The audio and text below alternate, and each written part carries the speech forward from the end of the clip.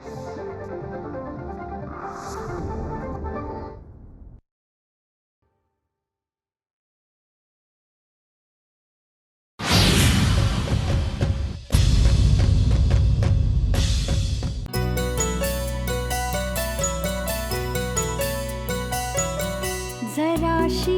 मनस्वी अल्लड जराशी हट्टी जशी लाट एक अनावर स्वप्नांच्या त्या बेटावरती तिने बांधले काचेचे घर हसरे होते सारेच आरसे चित्रे सुखाची या भिंतीवर असे एक वादळ आले परी तुटले नात्यांचे झुंबर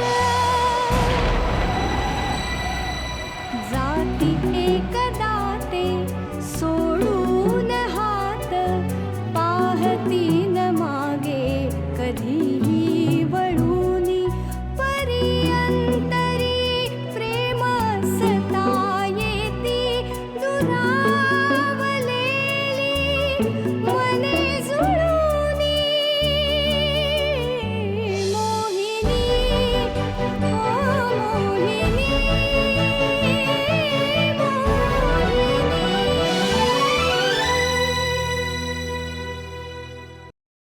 मी अजितलाच फोन करते. अजित खूप जवळचा मित्र आहे का? मोहिनी हिच्या घरी राहते ना, मग आज तिला इकडे घेऊन यायची जबाबदारी हिची नव्हती? जबाबदारीचं म्हणशील ना तर ते ताईला कळायला हवं होतं. तू मोहिनी जयदेव विषयी बोलतेस ना? आप्पा, तुम्ही जरा शांत बसाल का? सरळ सांग ना, गप्प बसा म्हणून. हो, मला तेच म्हणायचं होतं. बंधू, त्यांना कशाला गप्प राहायला सांगतेस? जे आले आहेत त्यांना सांग गप्प बसायला.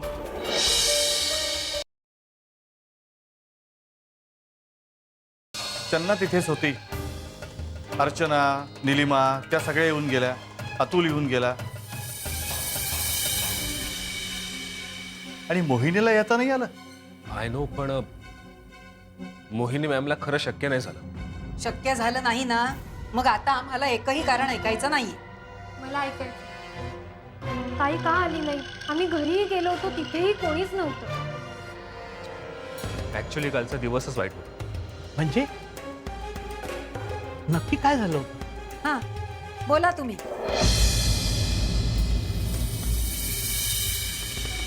नाही म्हणजे आम्ही त्याच्यावर विश्वास ठेवूच असं नाही. हा,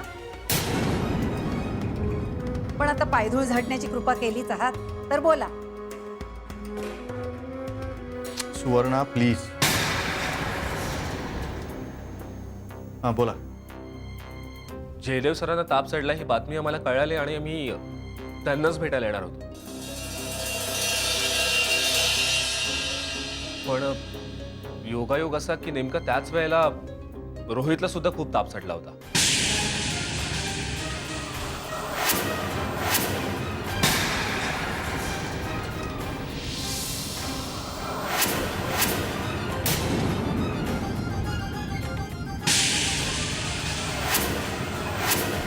आणि नेमकं असं झालं की तिकडे जयदेव सरांचा फोन लागत नव्हता आणि इकडे मोहिनी मॅमचा फोन अचानक बंद पडला होता. काय सांगतोस काय?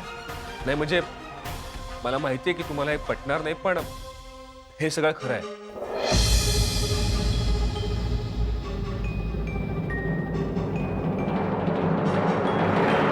रोहितला आता हॉस्पिटलमध्ये ऍडमिट केलंय, त्याचा ताप अजूनही उतरत नाही.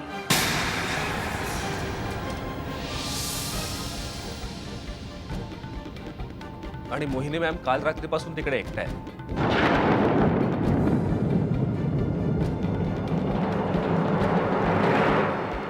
सो प्लीज तुम्ही तिकडे लवकरात लवकर पोहोचा. अरे देवा, म्हणजे आपल्याला लगेच निघायला हवं. चला चालेल, निघूया. बघा आप्पा, तुम्ही आत्ता यायची काहीही गरज नाहीये. आम्ही तिकडे पोहोचलो की तुम्हाला लगेच फोन करतो.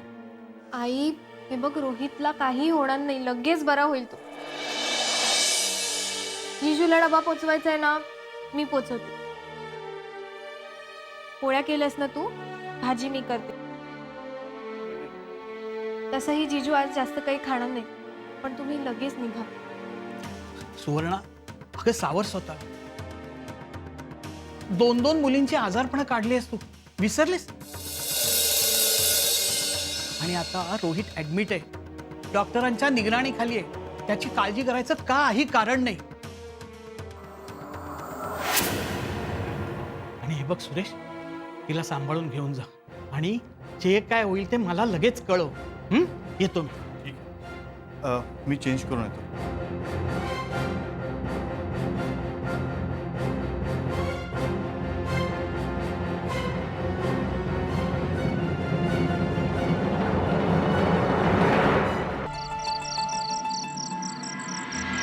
मोहिनी हिच्या घरी राहते ना,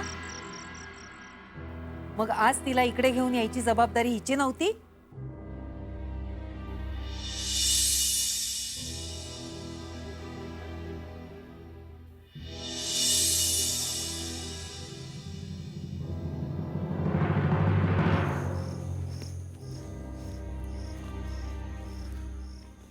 मॅडम, मला कोणाशी काही बोलायचं नाही. तुम्हाला जे काय बोलायचं होतं ते बोलून झालंय मॅडम. आणि मला असं वाटतंय की तुम्ही जरा घाई केलीत, किंवा बोलायला मी थोडा उशीर केलाय. तू तिची वकिली करायला आलायस? वकिली कशाला करायची? मी साक्षीदार आहे. मी साक्ष द्यायला आलोय. हे बघ, मुळात मला ना काही समजून घ्यायचं नाही आणि काही ऐकायचं नाही. आणि मुळात मला ही गोष्टच पटत नाही की एका शहरात राहून मोहिनी जेडी पर्यंत पोहोचूच शकली नाही. म्हणजे याला काही एक्सक्यूजच नाहीये. आणि त्याला काही कमी ताप नव्हता, गुंगीत होता तो. आणि गुंगीत असताना सुद्धा तो सारखा मोहिनीच्या नावाचा जप करत होता. मोहिनी मोहिनी आणि मुळात मला ही गोष्टच पटत नाही की एका शहरात राहून मोहिनी जेडी पर्यंत पोहोचूच शकली नाही. म्हणजे याला काही एक्सक्यूजच नाहीये. आणि त्याला काही कमी ताप नव्हता, गुंगीत होता तो. आणि गुंगीत असताना सुद्धा तो सारखा मोहिनीच्या नावाचा जप करत होता. एक्झॅक्टली. गुंगीत होता ना तो. त्याने काय फरक पडतो? मुळात मला असं वाटतं की एखादा मनुष्य जेव्हा गुंगीत असतो ना, तेव्हा त्याच्या मनात जे काय असतं तेच त्याच्या ओठांवरती येतं. आणि आता तर माझी खात्री पटली की जयदेवचं आपल्या मोहिनीवरती खूप खूप प्रेम आहे. आणि मोहिनीला मात्र त्या प्रेमाची कदर नाहीये. अनमोल, एक गोष्ट लक्षात ठेवायची, मोहिनी माझी खूप जीवाभावाची मैत्रीण आहे. आणि मला काय हौस आहे का तिच्याशी भांडायची? तिची जबाबदारी आहे माझ्यावरती. त्यामुळे उद्या ती कितीही बेजबाबदारपणे वागली ना तरी ती माझी चूक असते, माझी जबाबदारी असते. मी तुला माहितीये का, जेडीची ती आत्या मोहिनी तिथे नाही पोहोचली म्हणून तिने अख्खं रान उठवलं. आणि मोहिनीची आई, तिला तर अख्ख्या जगाचे टेन्शन्स घ्यायची सवय.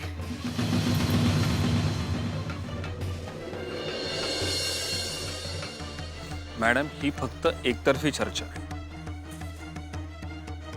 मुळात या चर्चेची गरजच नाहीये. आणि तीही तुझ्याशी. तुला काय माहिती रे नात्यांची बांधिलकी काय असते? हातातून हात सुटण्याची वेदना काय असते?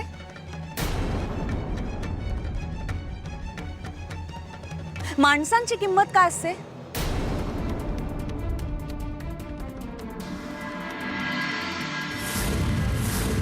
काय माहिती तुला?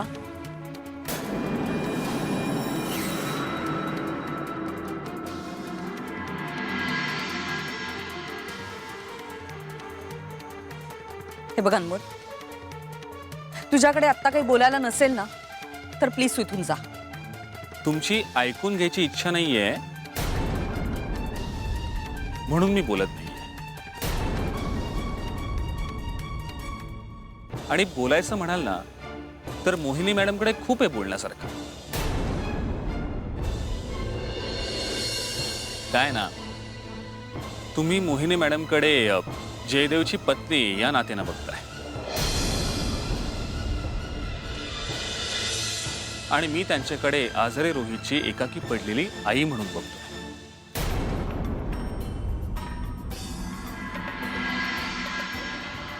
मजबूरी उनकी भी थी और मैं ये दावे के साथ कह सकता हूं क्योंकि मैं उनके साथ था.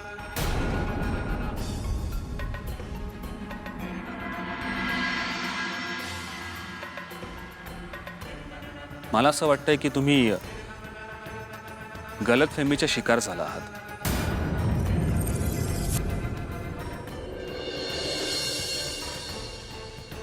गलतफहमी म्हणजे गैरसमज म्हणायचं तुला. मराठीत काय, हिंदीत काय, गलतफहमी गैरसमज एकच. तुम्ही जर मोहिनी मॅमला बोलतं केलं ना तर तुम्हाला कळेल.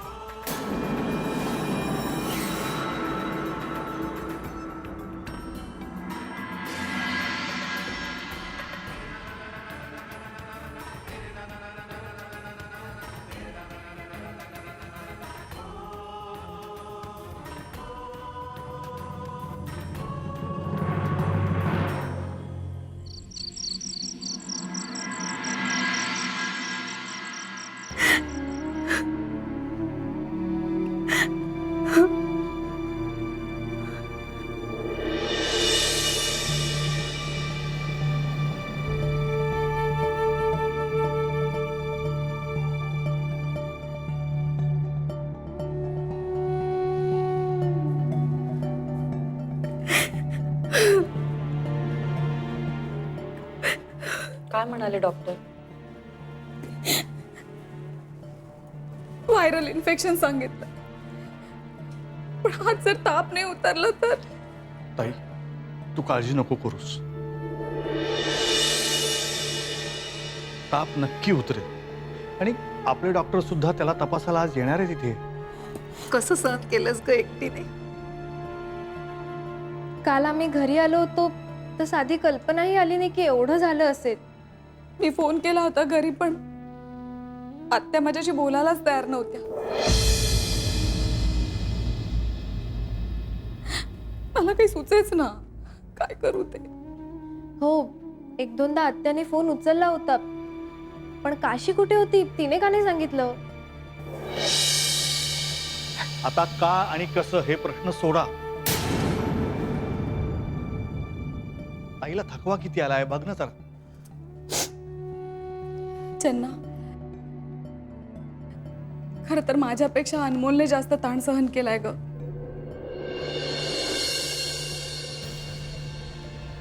तुझा फोन बंद होता, मला काही सुचेच ना. आणि डॉक्टरांनी अचानक सांगितलं की रोहितला इथे ऍडमिट करावं लागेल.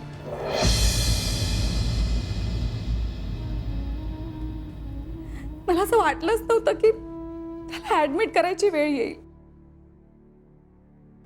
असं वाटलं की डॉक्टरांकडनं डायरेक्ट आम्ही घरी जाऊ.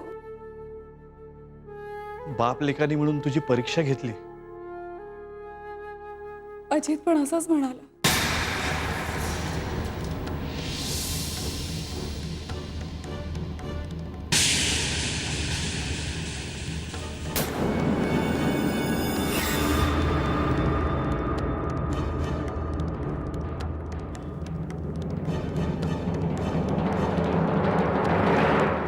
अजित, तो इकडे आला होता? नाही, मग असं कधी म्हणाला तो? नाही म्हणजे मी त्याला फोन केला होता. म्हटलं चन्नाला आणि आईबाबांना सांग, जयदेवला समजावायला. नाहीतर रोहित इथे ऍडमिट झालाय त्याला कळलं तर. अगं, इतकी महत्वाची गोष्ट पण अजितने आम्हाला कोणालाच नाही सांगितलं. मोहिनी मोहिनी अजित तो इकडे आला होता? नाही मग असं कधी म्हणाला तो? नाही म्हणजे मी त्याला फोन केला होता. म्हटलं चन्नाला आणि आईबाबांना सांग जयदेवला समजावायला. नाहीतर रोहित इथे ॲडमिट झालाय त्याला कळलं तर. अगं इतकी महत्वाची गोष्ट पण अजितने आम्हाला कोणालाच नाही सांगितलं. ना आईला ना बाबांना ना बंधूला कोणालाच नाही. असं कसं शक्य आहे? त्याने जर हे वेळेत सांगितलं असतं ना तर इतके सगळे घोळ झालेच नसते. एक तर जिजूच्या आत्याच्या अंगात आलं होतं. जिजू आजारी आहे तिला ओपनच करायचं नव्हतं. पण अजितने का नाही सांगितलं? त्याला काय सांगायला झालं होतं? त्यात कांगावा करायला त्या आत्याला चांगलाच चान्स मिळाला.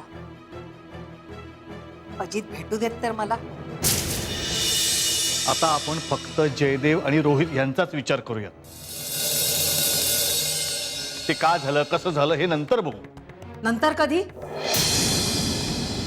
अजितने जर हे वेळेत सांगितलं असतं ना तर इतका सगळा मनस्ताप सहन करावा लागलाच नसता.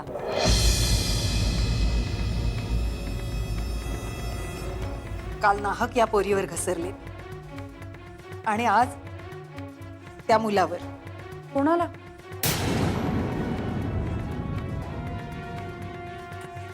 अगं सांग ना. अगं आज तो अनमोल वाजपेयी घरी आला होता तर आईचा पाराच चढला. आई ही कमाल आहे तुझी. तुला माहितीये काल अनमोल माझ्या बरोबर होता म्हणून मी एकटी पडले नाही.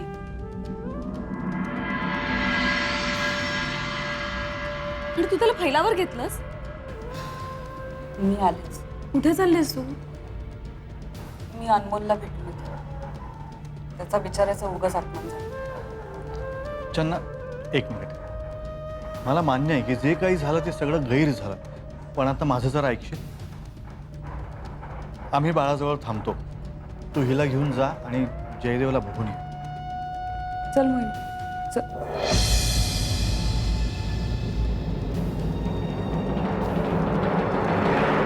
ताई अगं आता काय झालं?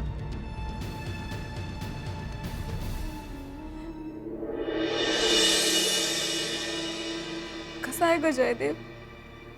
बरं आहे आता. मग त्याने फोन का बंद ठेवलाय? हे सगळं आत्याबाईचं कारस्थान असणार. जिजूला माहिती पण नसेल की त्याचा फोन बंद आहे. बिचारा जिजू ग्लानीत होता. केवढा ताप आला होता त्याला. ताई अगं इथे असं रडत बसण्यापेक्षा तू त्याला एकदा बघून का येत नाहीयेस? मी तर म्हणते परत यायची भाषाच करू नकोस. जयदेवला तुझी गरज आहे बाळा. तू तिकडेच राहा. का? जिजू आजारी असल्याचा फायदा घ्यायला सांगतेस तिला? वंदू तू आता नसते प्रश्न उभे करू नकोस. हा ऑफकोर्स आई. ताई आत्मसन्मान जपायला घराबाहेर पडली होती. आत्मसन्मान जपला जात असेल तरच ती घरी परत जाईल. नाहीतर तिच्या घराबाहेर पडण्याला काही अर्थच उरणार नाही. जिजू कधी तिला सिरियसली घेणारच नाही. वंदू नसतं काहीतरी तिच्या डोक्यात भरवू नकोस. हा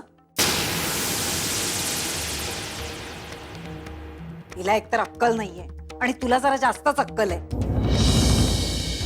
सुवर्णा आपण नर्सिंग होम मध्ये आहोत याचं भान राख.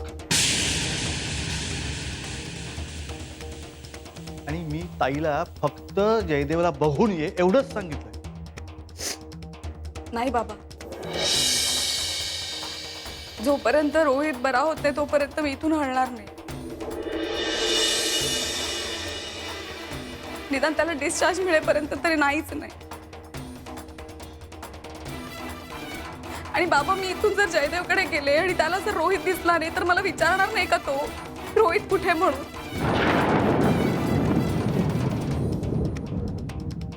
त्याला असं सांगू का की त्याला हॉस्पिटलमध्ये ऍडमिट केलंय मी?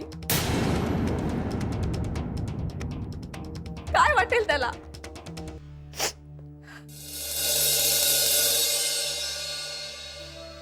माझ्यापेक्षा तोच जास्त हतबल होईल आणि इथे याला धावेल. हे सगळं खूप जड जाणार आहे. आणखी काय जड जायचं राहिलंय? पेशंट आता बरा आहे. तू आलास ना आता, मला किती धीर मिळाला माहितीये. मोहिनी मॅम, तुम्ही काय बोलताय?